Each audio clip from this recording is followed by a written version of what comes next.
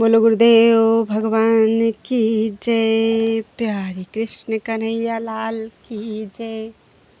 श्रीमद् भागवत महापुराण 13वां अध्याय 10वां स्कंद चल रहा है।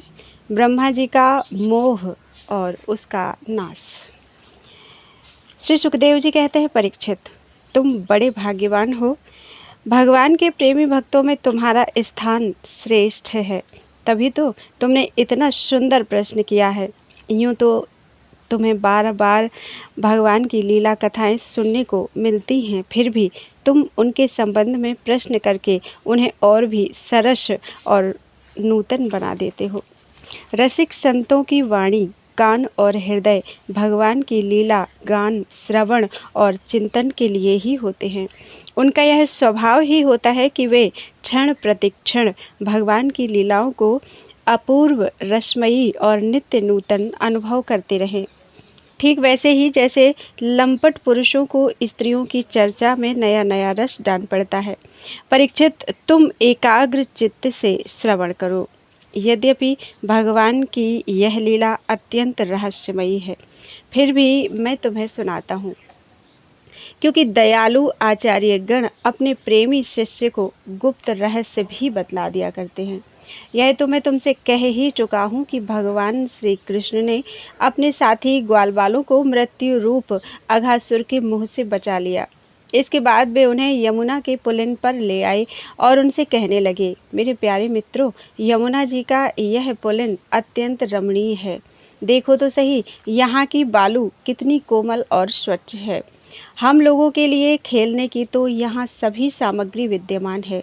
देखो, एक ओर रंग बिरंगे कमल खिले हुए हैं और उनकी सुगंध से खिंचकर भौरे गुंजार कर रहे हैं, तो दूसरी ओर सुंदर सुंदर पक्षी बड़ा ही मधुर कलरव कर रहे हैं, जिसकी प्रतिध्वनि से सुशोभित वृक्ष इस स्थान की शोभा बढ़ा रहे हैं।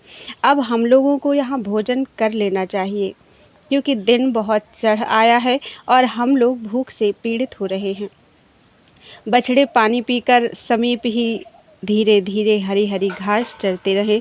ग्वाल वालों ने एक स्वर से कहा, ठीक है, ठीक है। उन्होंने बछड़ों को पानी पिलाकर हरी हरी घास में छोड़ दिया और अपने अपने छींके खोल खोल कर भगवान के साथ बड़े आनंद से भोजन करने लगे।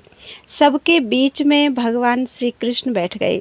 उनके चारों ओर ग्वाल वालों ने बहुत सी मंडलाकार पंक्तियां बना ली और एक से एक सटकर बैठ गए। सबके मुंह श्री कृष्ण की ओर थे और सबकी आंखें आनंद से खिल रही थीं। वन भोजन के समय श्री कृष्ण के साथ बैठे हुए ग्वाल बाल ऐसे शोभायमान हो रहे थे मानो कमल की कर्णिका के चारों ओर उसकी छोटी छोटी पंखुड़ियां सुशोभित हो रही हों। कोई पुष्प तो कोई पत्ते और कोई कोई पल्लव, अंकुर, फल, छींके, छाल एवं पत्थरों के पात्र बनाकर भोजन करने लगे। भगवान श्री कृष्ण और ग्वाल बाल सभी परस्पर अपनी अपनी भिन्न भिन्न रुचि का प्रदर्शन करते। कोई किसी को हंसा देता तो कोई स्वयं ही हंसते हंसते लोटपोट हो जाता। इस प्रकार वे सब भोजन करने लगे। उस समय श्री कृष्ण की छटा सबसे निराली थी। उन्होंने मुरली को तो कमर की फेंट में आगे की ओर खोस लिया था। सिंगी और बैंत बगल में दबा लिए थे। बाएं हाथ में बड़ा ही मधुर घृत मिश्रित दही भात का ग्रास था और अंगुलियों में अदरक, नींबू आदि के अचार, मुरब्बे दबा रखे थे। ग्वाल बाल उनको चारों ओर से घेर कर बैठे हुए थे और वे स्वयं सबके बीच में बैठकर अपनी विनोद भरी बातों से अपने साथी ग्वाल वालों को हंसाते जा रहे थे। जो समस्त यज्ञों के एकमात्र भोक्ता हैं, वे ही भगवान ग्वाल वालों के साथ बैठकर इस प्रकार बाल लीला करते हुए भोजन कर रहे थे और स्वर्ग के देवता आश्चर्यचकित होकर यह अद्भुत लीला देख रहे थे। भरत वंश शिरोमणि इस प्रकार भोजन करते करते ग्वाल बाल भगवान की इस रसमयी लीला में तन्मय हो गई। उसी समय उनके बछड़े हरी हरी घास के लालच से घोर जंगल में बड़ी दूर निकल गए। जब ग्वाल वालों का ध्यान उस ओर गया तब तो वे भयभीत हो गए। उस समय अपने भक्तों के भय को भगा देने वाले भगवान श्री कृष्ण ने कहा, मेरे प्यारे मित्रों, तुम लोग भोजन करना बंद मत करो, मैं अभी बछड़ों को लिए आता हूँ। ग्वाल बालों से इस प्रकार कहकर भगवान श्री कृष्ण हाथ में दही भात का कौर लिए ही पहाड़ों, गुफाओं, कुंजों एवं अन्यान्य भयंकर स्थानों में अपने तथा साथियों के बछड़ों को ढूंढने चल दिए। परीक्षित, ब्रह्मा जी पहले से ही आकाश में उपस्थित थे। प्रभु के प्रभाव से अघासुर का मोक्ष देखकर उन्हें बड़ा आश्चर्य हुआ था। उन्होंने सोचा कि लीला से मनुष्य बालक बने हुए भगवान श्री कृष्ण की कोई और मनोहर महिमामयी लीला देखनी चाहिए। ऐसा सोचकर उन्होंने पहले तो बछड़ों को और भगवान श्री कृष्ण के चले जाने पर ग्वाल बालों को भी अन्यत्र ले जाकर रख दिया और स्वयं अंतर्ध्यान हो गए। अंततः वे जड़ कमल की ही तो संतान हैं। भगवान श्री कृष्ण बछड़े ना मिलने पर यमुना जी के पुलिन पर लौट आए, परंतु यहाँ क्या देखते हैं कि ग्वाल बाल भी नहीं है। तब उन्होंने वन में घूम घूम कर ग्वाल बालों को चारों ओर ढूंढा, परंतु जब ग्वाल बाल और बछड़े उन्हें कहीं न मिले तब वे तुरंत जान गए कि ये सब ब्रह्मा की करतूत है। वे तो सारे विश्व के एकमात्र ज्ञाता हैं। अब भगवान श्री कृष्ण ने बछड़ों और ग्वालवालों की माताओं को तथा ब्रह्मा जी को भी आनंदित करने के लिए अपने आप को ही बछड़ों और ग्वालवालों दोनों के रूप में बना लिया। भगवान सर्वसमर्थ हैं। वे ब्रह्मा जी के चुराए हुए ग्वालवाल और बछड़ों को ला सकते थे, किंतु इससे ब्रह्मा जी का मोह दूर नहीं होता और वे भगवान की उस दिव्य माया का ऐश्वर्य न देख सकते जिसने उनके विश्वकर्ता होने के अभिमान को नष्ट किया। इसीलिए भगवान उन्हीं ग्वालबाल और बछड़ों को ना लाकर स्वयं ही वैसे ही एवं उतने ही ग्वालबाल और बछड़े बन गए। अब क्योंकि वे ही तो संपूर्ण विश्व के कर्ता सर्वशक्तिमान ईश्वर हैं। परीक्षित, वे बालक और बछड़े संख्या में जितने थे, जितने छोटे छोटे उनके शरीर थे, उनके हाथ पैर जैसे जैसे थे, उनके पास जितनी और जैसी छड़ियाँ, सिंगी, बांसुरी, पत्ते और छींके थे, जैसे और जितने वस्त्राभूषण थे, उनके शील, स्वभाव, गुण, नाम, रूप और अवस्थाएं जैसी थी। जिस प्रकार वे खाते पीते और चलते थे, ठीक वैसे ही और उतने ही रूपों में सर्वस्व रूप भगवान श्री कृष्ण प्रकट हो गए। उस समय यह संपूर्ण जगत विष्णु रूप है, यह वेदवाणी मानो मूर्तिमती होकर प्रकट हो गई। सर्वात्मा भगवान स्वयं ही बछड़े बन गए और स्वयं ही ग्वालबाल। अपने आत्म स्वरूप बछड़ों को अपने आत्म स्वरूप ग्वालबालों के द्वारा घेर कर अपने ही साथ अनेकों प्रकार के खेल खेलते हुए उन्होंने व्रज में प्रवेश किया। परीक्षित, जिस ग्वालबाल के जो बछड़े थे, उन्हें उसी ग्वालबाल के रूप से अलग अलग ले जाकर उसकी बाखल में घुसा दिया और विभिन्न बालकों के रूप में उनके भिन्न भिन्न घरों में चले गए। ग्वालबालों की माताएं बांसुरी की तान सुनते ही जल्दी से दौड़ाई। ग्वालबाल बने हुए परब्रह्म श्री कृष्ण को अपने बच्चे समझकर हाथों से उठाकर उन्होंने जोर से हृदय से लगा लिया। वे अपने स्तनों से वात्सल्य स्नेह की अधिकता के कारण सुधा से भी मधुर और आसव से भी मादक चुचुआता हुआ दूध उन्हें पिलाने लगी। परीक्षित, इसी प्रकार प्रतिदिन संध्या समय भगवान श्री कृष्ण उन ग्वालबालों के रूप में वन से लौट आते और अपनी बाल सुलभ लीलाओं से माताओं को आनंदित करते। वे माताएं उन्हें उपटन लगाती, नहलाती, चंदन का लेप करती और अच्छे अच्छे वस्त्रों तथा गहनों से सजाती। दोनों भौहों के बीच में डीठ से बचाने के लिए काजल का ढिठौना लगा देती तथा भोजन कराती और तरह तरह से बड़े लाड़ प्यार से उनका लालन पालन करती। ग्वालिनों के समान गौएं भी जब जंगलों में से चरकर जल्दी जल्दी लौटती और उनके हुंकार सुनकर उनके प्यारे बछड़े दौड़कर उनके पास आ जाते, तब भी बार बार उन्हें अपनी जीभ से चाटती और अपना दूध पिलाती। उस समय स्नेह की अधिकता के कारण उनके थनों से स्वयं ही दूध की धारा बहने लगती। इन गायों और ग्वालिनों का मातृभाव पहले जैसा ही ऐश्वर्य ज्ञान रहित और विशुद्ध था। हाँ, अपने असली पुत्रों की अपेक्षा इस समय उनका स्नेह अवश्य अधिक था। इसी प्रकार भगवान भी उनके पहले पुत्रों के समान ही पुत्र भाव दिखला रहे थे, परंतु भगवान में उन बालकों के जैसा मोह का भाव नहीं था कि मैं इनका पुत्र हूँ। अपने अपने बालकों के प्रति ब्रजवासियों की स्नेहलता दिन प्रतिदिन 1 वर्ष तक धीरे धीरे बढ़ती ही गई, यहाँ तक कि पहले श्री कृष्ण में उनका जैसा असीम और अपूर्व प्रेम था, वैसा ही अपने इन बालकों के प्रति भी हो गया। इस प्रकार सर्वात्मा श्री कृष्ण बछड़े और ग्वालबालों के बहाने गोपाल बनकर अपने बालक रूप से वात्सल्य रूप का पालन करते हुए वत्स रूप का पालन करते हुए 1 वर्ष तक वन और गोष्ठ में क्रीड़ा करते रहे। जब 1 वर्ष पूरा होने में 5-6 रातें शेष थी, तब एक दिन भगवान श्री कृष्ण बलराम जी के साथ बछड़ों को चराते हुए वन में गए। उस समय गौएं गोवर्धन की चोटी पर घास चर रही थी। वहां से उन्होंने ब्रज के पास ही घास चरते हुए बहुत दूर अपने बछड़ों को देखा। बछड़ों को देखते ही गौओं का वात्सल्य स्नेह उमड़ आया। वे अपने आप की सुध-बुध खो बैठी और ग्वालों के रोकने की कुछ भी परवाह न कर जिस मार्ग से वे ना जा सकते थे, उस मार्ग से हुंकार करती हुई बड़े वेग से दौड़ पड़ी। उस समय उनके थनों से दूध बहता जाता था और उनकी गर्दनें सिकुड़कर डील से मिल गई थीं। वे पूंछ तथा सिर उठाकर इतने वेग से दौड़ रही थीं कि मालूम होता था मानो उनके 2 ही पैर हैं। जिन गौओं के और भी बछड़े हो चुके थे, वे भी गोवर्धन के नीचे अपने पहले बछड़ों के पास दौड़ आईं और उन्हें स्नेहवश अपने आप बहता हुआ दूध पिलाने लगी। उस समय वे अपने बच्चों का एक-एक अंग ऐसे चाव से चाट रही थी मानो उन्हें अपने पेट में रख लेंगी। गोपों ने उन्हें रोकने का बहुत कुछ प्रयत्न किया, परंतु उनका सारा प्रयत्न व्यर्थ रहा। उन्हें अपनी विफलता पर कुछ लज्जा और गायों पर बड़ा क्रोध आया। जब वे बहुत कष्ट उठाकर उस कठिन मार्ग से उस स्थान पर पहुंचे, तब उन्होंने बछड़ों के साथ अपने बालकों को भी देखा। अपने बच्चों को देखते ही उनका हृदय प्रेम रस से सराबोर हो गया। बालकों के प्रति अनुराग की बाढ़ आ गई। उनका क्रोध न जाने कहाँ हवा हो गया। उन्होंने अपने अपने बालकों को गोद में उठाकर हृदय से लगा लिया और उनका मस्तक सूंघकर अत्यंत आनंदित हुए। बूढ़े गोपों को अपने बालकों के आलिंगन से परम आनंद प्राप्त हुआ। वे निहाल हो गए। फिर बड़े कष्ट से उन्हें छोड़कर धीरे धीरे वहां से आई। जाने के बाद भी बालकों के और उनके आलिंगन के स्मरण से उनके नेत्रों से प्रेम के आंसू बहते रहे। बलराम जी ने देखा कि ब्रजवासी गोप गौएं और ग्वालिनों की उन संतानों पर भी जिन्होंने अपनी माँ का दूध पीना छोड़ दिया है, क्षण प्रति क्षण प्रेम, संपत्ति और उसके अनुरूप उत्कंठा बढ़ती ही जा रही है।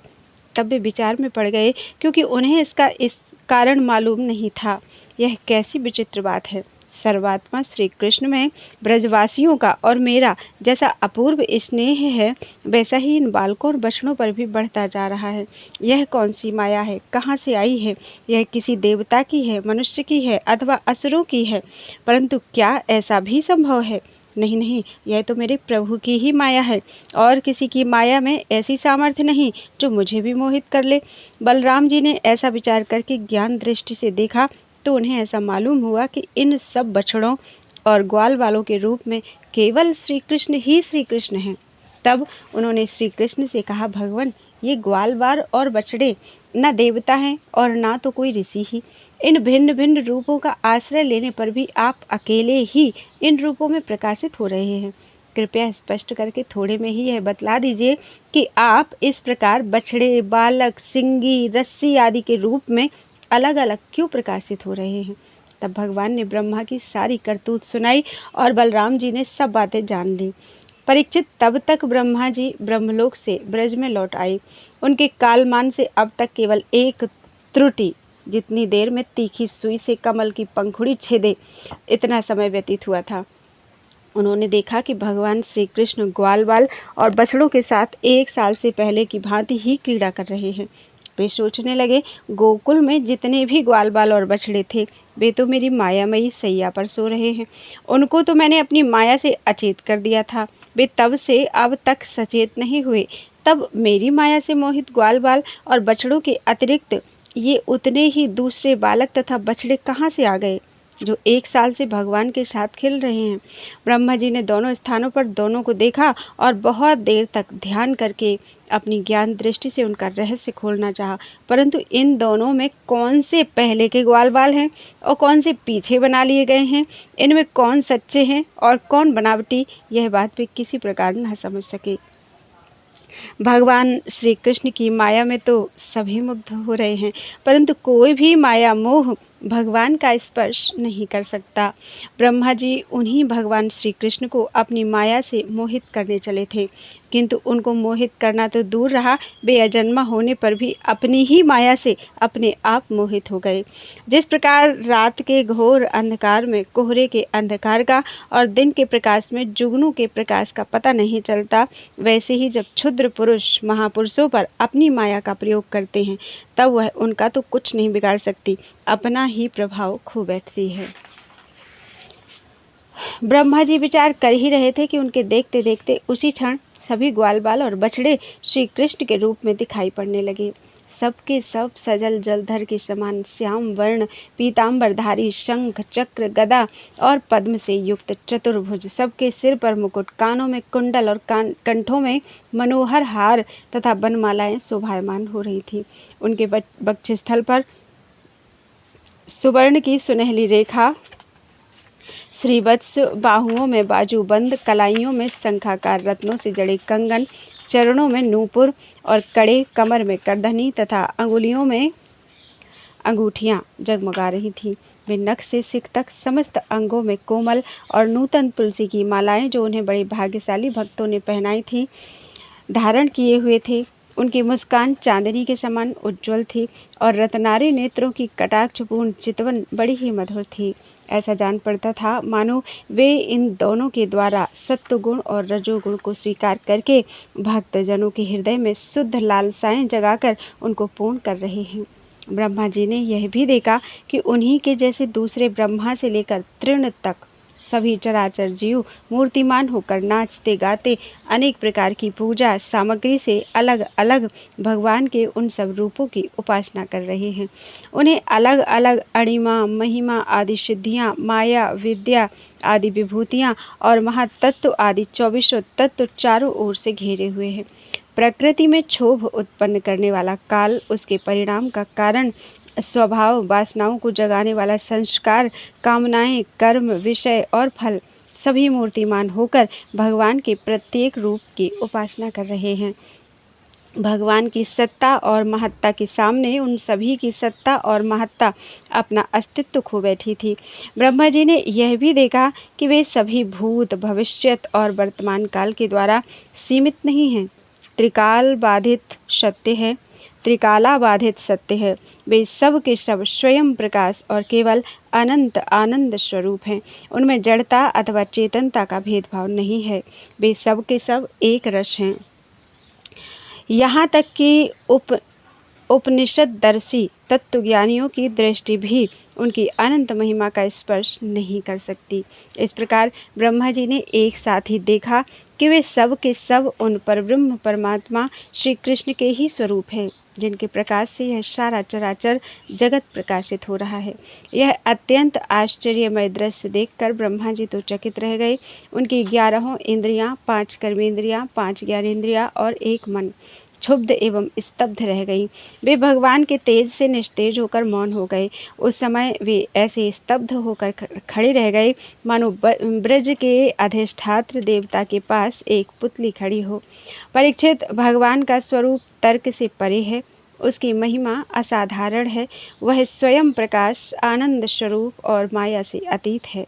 वेदांत भी साक्षात रूप से उसका वर्णन करने में असमर्थ है। इसलिए उससे भिन्न का निषेध करके आनंद स्वरूप ब्रह्म का किसी प्रकार कुछ संकेत करता है। यद्यपि ब्रह्मा जी समस्त विद्याओं के अधिपति हैं, तथापि भगवान के दिव्य स्वरूप को वे तनिक भी ना समझ सके कि यह क्या है। यहाँ तक कि वे भगवान के उन महिमामय रूपों को देखने में भी असमर्थ हो गए। उनकी आंखें मुंद गईं। भगवान श्री कृष्ण ने ब्रह्मा के इस मोह और असमर्थता को जानकर बिना किसी प्रयास के तुरंत अपनी माया का पर्दा हटा दिया। इससे ब्रह्मा जी को ब्रह्म ज्ञान हुआ। वे मानो मरकर फिर से जी उठे। सचेत होकर उन्होंने ज्यों त्यों करके बड़े कष्ट से अपने नेत्र खोले। तब कहीं उन्हें अपना शरीर और यह जगत दिखाई पड़ा। फिर ब्रह्मा जी जब चारों ओर देखने लगे, तब पहले दिशाएं और उसके तुरंत बाद ही उनके सामने वृंदावन दिखाई दिया। वृंदावन सबके लिए एक सा प्यारा है। जिधर देखिए उधर ही जीवों को जीवन देने वाले फल और फूलों से लदे हुए हरे भरे पत्तों से लहलहाते हुए वृक्षों की पांति शोभा पा रही है। भगवान श्री कृष्ण की लीला भूमि होने के कारण वृंदावन धाम में क्रोध, तृष्णा आदि दोष प्रवेश नहीं कर सकते और वहाँ स्वभाव से ही परम दुस्तेज वैर रखने वाले मनुष्य और पशु पक्षी भी प्रेमी मित्रों के समान हिल मिलकर एक साथ रहते हैं। ब्रह्मा जी ने वृंदावन का दर्शन करने के बाद देखा कि अद्वितीय परब्रह्म गोप वंश के बालक का सा नाटक कर रहा है। एक होने पर भी उसके सखा हैं। अनंत होने पर भी वह इधर उधर घूम रहा है और उसका ज्ञान अगाध होने पर भी वह अपने ग्वाल बाल और बछड़ों को ढूंढ रहा है। ब्रह्मा जी ने देखा कि जैसे भगवान श्री कृष्ण पहले अपने हाथ में दही भात का कौर लिए उन्हें ढूंढ रहे थे, वैसे ही अब भी अकेले ही उनकी खोज में लगे हैं। भगवान को देखते ही ब्रह्मा जी अपने वाहन हंस पर से कूद पड़े और सोने के समान चमकते हुए अपने शरीर से पृथ्वी पर दंड की भांति गिर पड़े। उन्होंने अपने चारों मुकुटों के अग्रभाग से भगवान के चरण कमलों का स्पर्श करके नमस्कार किया और आनंद के आंसुओं की धारा से उन्हें नहला दिया। वे भगवान श्री कृष्ण की पहले देखी हुई महिमा का बार बार स्मरण करते, उनके चरणों पर गिरते और उठ उठ कर फिर गिर पड़ते। इसी प्रकार बहुत देर तक वे भगवान के चरणों में ही पड़े रहे। फिर धीरे धीरे उठे और अपने नेत्रों के आंसू पोंछे। प्रेम और मुक्ति के एकमात्र उद्गम भगवान को देखकर उनका सिर झुक गया। वे कांपने लगे। अंजलि बांधकर बड़ी नम्रता और एकाग्रता के साथ गदगद वाणी से वे भगवान की स्तुति करने लगे। बोलो वृंदावन बिहारी लाल की जय। त्वदीयं वस्तु गोविंदम तुभ्यमेव समर्पितम्।